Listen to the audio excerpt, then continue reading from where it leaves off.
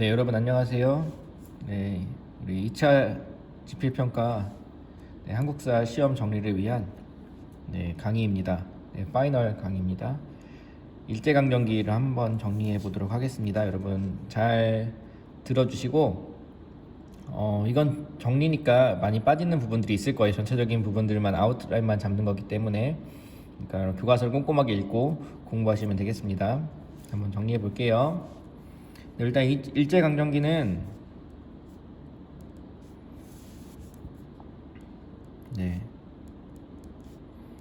제목을 쓰고 1910년부터 1945년까지 이제 일제강점기였잖아요. 이걸 한번 표로 한번 연표를 활용해 정리를 해볼 건데요.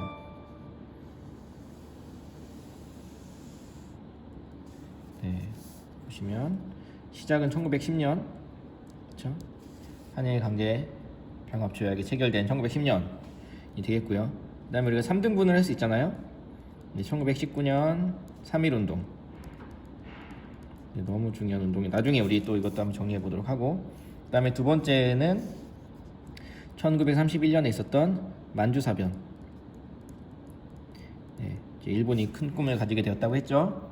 그리고 이제 여기 45년 우리에게 빛이 찾아진 광복까지 가는 건데, 이 사이에 사실 1937년에 우리 중일전쟁이 잠깐 또 시작이 돼요. 그리고 41년 되면 이제 태평양 전쟁으로 이어지게 되는데, 이 중일전쟁도 이제 우리가 중요한 우리 기점이 되니까 이렇게 크게 3.1운동 전까지, 그다음 만주사변까지, 그다음 광복전까지 이렇게 세 등분으로 나눠서 우리가 살펴보도록 하겠습니다. 먼저 이제 3.1운동 시기부터 볼 건데요. 이때는 우리가 무슨 시기라고 불러요? 네, 그렇죠. 무단통치. 무단통치 시기고요. 이때 뭐 중요한 것들이 많이 있잖아요. 우리 총독, 이제 일제강점기가 되면서 총독이 우리나라에 부임하게 되는데, 일제 총독으로 데라우치가 왔다 얘기했고요. 우리 총독은 그런데 육군이나 해군의 이제 대장만, 그 중에서 한 명이 이제 총독으로 임명될 수 있다라고 얘기를 해서 우리를 이제 군인들에 의한 통치가 이루어지는 식민지 국가로 이제 일본이 만든 거죠. 그리고 이제 경찰인데 그냥 경찰이 아니고 헌병 경찰이라고 해서 이제 우리 군인들이 경찰 역할까지 하는, 그래서 그때 사진을 보면 한쪽은 경찰이라고 써 있고 또 다른 한쪽에는 헌병이라고 써 있고 군인이라고 써 있는 그런 두 가지 명패를 동시에 가지고 있는 그런 공간을 사진 찍은 걸 볼 수가 있을 거예요. 그리고 교사들 같은 거 어떻게 했나요? 교사들은 그렇죠. 선생님이 교사가 되려면 제복을 입고 그다음에 칼을 차고 그 정도 해줘야 이제 교사라고 할 수 있는 거죠. 그래서 교사는 이렇게 좀 위험을 무섭게 이렇게 좀 통제하는 그런 형태로 교사가 이제 학교를 이제 수업을 하게 됩니다. 그리고 이때는 조선시대에 이제 가보개혁 때 없어졌는데 다시 이제 조선인들에게만 맴매를 하는 형벌이 다시 이제 시작이 되죠. 그걸 태형령이라고 했어요. 태형령이 실시가 되고, 그 다음에 또 우리 이제 기본권이라고 해서 기본적으로 우리 인간으로서 누려야 되는 권리들이 있잖아요. 모일 수도 있고, 그 다음에 입이 있으니까 말도 할 수 있고, 여러 가지 이제 우리가 기본적으로 자유를 누려야 되는 그런 자유들이 있는데, 그런 것들을 다 이제 일본이 제한을 합니다. 그리고 뭐 회사령, 회사도 마음대로 세울 수가 없어요. 회사를 세우려면 일본의 총독의 허가가 필요하다, 이렇게 얘기를 했습니다. 이런 식으로 이제 일본이 최대한 우리나라 통치 처음이기 때문에 굉장히 겁을 주면서 우리를 무섭게 그리고 힘으로 제압하려고 하는 모습들을 이제 무단 통치 시기에 많이 볼 수가 있습니다. 그래서 여러분 이런 것들 정리하시면 되고, 이제 회사령 말고도 사실 뭐 광업령도 있고 어업령도 있고 여러 가지 령들이 있어요. 저희 반에 이령이가 있고요. 이런 것들 한 번씩 여러분들 보시면 되겠습니다. 이렇게 해서 무단 통치를 실시했는데 그 결과 어떻게 됐나요? 3.1운동이 이어지게 되죠. 그 우리 민족이 가만히 당하고 있는 민족이 아니란 말이에요. 3.1운동으로 우리 민족의 이제 힘을 우리가 단순히 짓밟히는 것으로 우리는 그렇게 나약하게 무너지는 존재가 아니다라는 것들을 보여주게 됩니다. 그래서 일본이 통치 방식을 바꾸게 돼요. 그래서 이제 세 번째 총독이었던 사이코 아니고 사이토가 오게 되면서 이제 문화 통치로 바뀌게 되는데, 근데 이 문화 통치는 우리가 또 그냥 문화 통치라고만 하지 않고 또 별명이 또 숨겨진 또 이름이 또 하나 더 있죠. 뭐라고 그러죠? 우리가 민족, 그렇죠, 말살, 정책이라고 또 우리가 부릅니다. 왜냐하면 이제 겉으로는 문화적으로 뭔가 부드럽고 따뜻한 그런 느낌으로 통치할 것처럼 이제 바뀔 것처럼 얘기했지만 실제로는 바뀌지 않았어요. 그리고 오히려 우리 민족을 이간질시켰죠. 이러면서 이제 민족 말살정 어이구 실수 민족 분열 정책이죠. 아이고 이거 한 큐에 끝내려고 했는데 그냥 갑니다. 민족 분열 정책이 이제 실시가 되고요. 그래서 우리를 이간질하고 분열시키려고 했죠. 그래서 원래 총독은 육해군 대장만 가능했다고 했는데 이 문화 통치 시기부터는 이제 문관도 가능하다. 이렇게 해서 문관도 임명될 것처럼 했지만 실제로 우리 총독이 총 9명이었는데 9명 중에서 문관 총독은 한 명도 없습니다. 그리고 경찰제도 헌병 경찰이 아닌 일반 보통 경찰로 바뀌었는데 실제로는 경찰 수가 오히려 늘어나고 경찰 제도가 오히려 강화되는 그런 모습을 보이게 됩니다. 그리고 또 이제 교사들의 제복이나 칼을 차는 거라던가 태형령 이런 것들은 없어졌고요. 그리고 기본권도 이제 어느 정도 인정을 해줘요. 이제 너희들 자유가 있으니까 자유가 있는 그것들을 너희들도 이제 누릴 수 있다. 조선인들도. 그래서 기본권을 열어주고 신문도 발간하게 해주고 여러 가지 언론 활동도 이제 가능하던 것처럼 했지만 실제로는 이제 검열을 강화해서 일제 시대 일제의 그런 통치에 반대하는 그런 비판하는 그런 내용들이 있으면 바로 이제 검열 들어가서 삭제하고 압수하고 이런 조치들이 이제 가능한 거죠. 그러니까 실제로 기본권을 인정받은 사람들은 이제 일제에게 협조하는 형태로 이제 협조하는 형태로 행해지는 것들만 이제 기본권을 인정받을 수 있는 그런 또 조항이 있고요. 또 여기 없지만 1925년에 치안유지법이라는 게 공포가 돼요. 치안유지법. 이게 굉장히 중요한 법이거든요. 실제 이때 20년대가 되면 사회주의가 막 확산되면서 이제 사회주의자들을 잡아들인다. 일본이 이제 그런 목적으로 치안유지법을 만들었는데 이 치안유지법이 이제 우리나라 안에서는 이제 일본에게 저항하는 또 우리 독립운동을 하는 그런 인물들을 잡아들이는 형태로 치안유지법이 운영이 됩니다. 그렇게 되면 치안유지법 때문에 또 우리 더 이제 독립운동하는 사람들은 어려움을 겪게 되는 거고요. 그다음에 이제 회사령은 폐지가 됐죠. 그래서 폐지가 되고 이제 허가하는 게 아니라 그냥 신고만 하면 되는 형태로 바뀌게 됩니다. 하지만 이때 우리나라 기업을 육성하는 일은 굉장히 어려운 일이었고요. 다 일본에서 넘어온 기업들이 한국에서 조선에서 잘 정착할 수 있도록 도와주기 위해서 일제가 이렇게 회사령을 신고제로 바꾸게 되었습니다. 이런 모든 일들이 결국에는 다 친일파를 양산하는, 그래서 우리 민족을 이간질하는, 친일을 하면은 조선인들도 일본인처럼 대우해주겠다, 뭔가 이런 식으로 이제 점점 이제 그렇게 해서 나중에는 일본인과 조선인 하나다라는 형태로 이제 바뀌는 거죠. 그래서 이렇게 문화 통치가 이루어지고 있는데 31년이 되면 만주사변이 이제 터지게 돼요. 이제 만주사변은 일본이 이제 만주를 침략한 전쟁이잖아요. 이 전쟁을 시작으로 일본이 이제 전 세계를 상대로 일본이 아시아 전체를 지배하겠다는 큰 꿈을 갖고 또 나아가 세계를 지배하겠다는 큰 꿈을 갖고 이제 전쟁을 벌이는 시기가 되는 거죠. 독일의 히틀러와 함께요. 그런 시기로 나아가는데 그 시작이 만주사변이에요. 이때 이제 만주사변이 시작된 이후부터 우리는 일본의 침략 전쟁에 우리도 함께 해야 되는 상황이 됐고요. 이때 일본은 민족 말살 정책이라는 형태로 우리 민족성을 말살하고 조선과 일본은 원래부터 하나였다. 그래서 이 전쟁에 일본이 일으킨 전쟁이지만 조선인도 같이 함께 참여해야 될 의무가 있다. 너희도 같은 민족이니까. 이렇게 해서 이제 조선인과 일본인이 하나인 것을 강조를 했고요. 그 우리가 뭐라고 하냐면 내선일체라고 해요. 옛날부터 일본과 조선 하나였다. 그래서 이런 것들을 이제 황국 신민화 정책이라고도 합니다. 다 우리를 전쟁에 동원하기 위한 일본의 이제 수법이라고 보시면 되겠고요. 그래서 이제 이런 정책 속에서 이제 우리 민족을 말살하게 되는 거죠. 여러 가지가 있는데 뭐 황국 신민서사라고 해서 우리는 자랑스러운 천황, 일본 천황의 신하이다 뭐 이런 것들을 이제 매일매일 암송해야 됐고요. 학생들이 그리고 궁궐을 천황이 살고 있는 궁궐을 향해서 절을 해야 되고 그리고 뭐 신사참배도 있죠. 일본처럼 이제 똑같이 신사참배도 강요받았고 그다음에 우리는 우리식의 이름을 쓸 수가 없는 거죠 이제.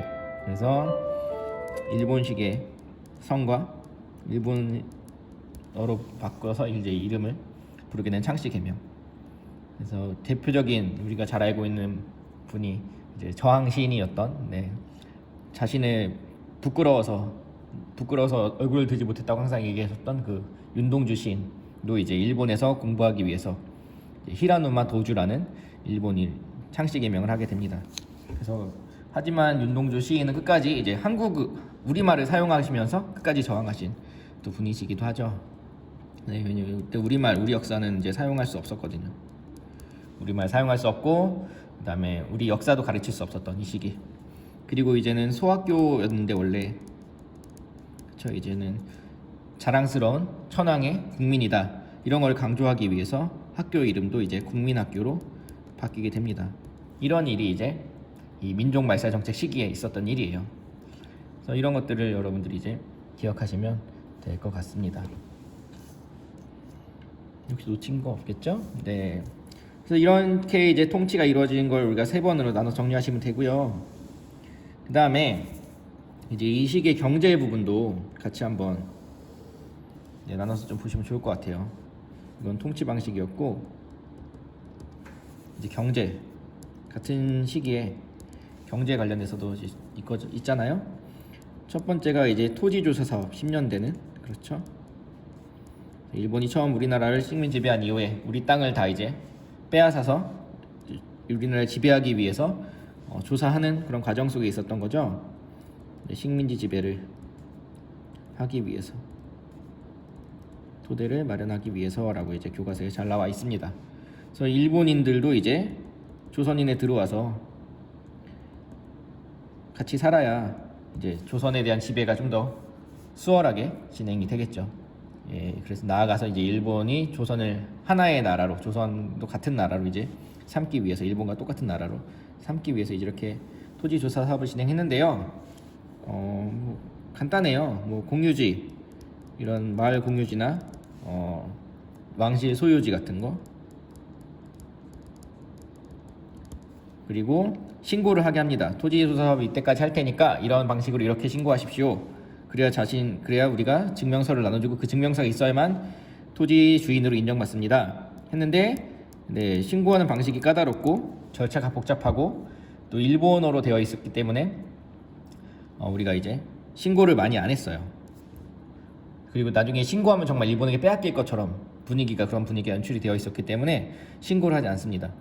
이런 것들이 다 이제 일본인 소유가 된 거예요. 그래서 이 땅을 중요한 회사죠. 동척 뭐죠? 그렇죠. 동양척식 주식회사. 여기에서 이제 이 땅을 다 총독부에서 동양척식 주식회사에 다 땅을 넘겼고, 이 동양척식 주식회사가 이 땅을 이제 일본인들에게 판매하게 된 거예요. 싸게. 한국에 오면은 대박을 노릴 수 있다. 이렇게 해서 일본인들에게 조선의 토지에 투기를 하게 만들어서 이제 일본인들에게 싸게 넘겨서 이런 식으로 이제 우리의 토지가 일본인에게 넘어가게 됩니다. 그래서 이렇게 했던 게 이제 10년대에 있던 토지 조사 사업이 되는 거고요. 그다음에 이제 3.1운동 이후에 이제 일제의 경제 정책도 바뀌게 됩니다. 이제 토지 조사를 다 끝냈기 때문에 또 이때는 이제 1차 세계대전이 끝난 이후에 일본의 식량이 부족했던 거예요. 산미 증식 계획을 우리가 하게 되는 거죠. 일본도 뭐 도시화도 일어나고 또 일본의 산업화가 많이 발생하고 그러니까 일본에서도 농촌의 인구보다 도시의 인구가 막 늘어나는 그런 시기였던 거예요.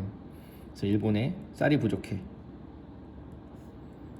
근데 일본에 쌀이 부족하면 이 쌀을 어떻게 해요?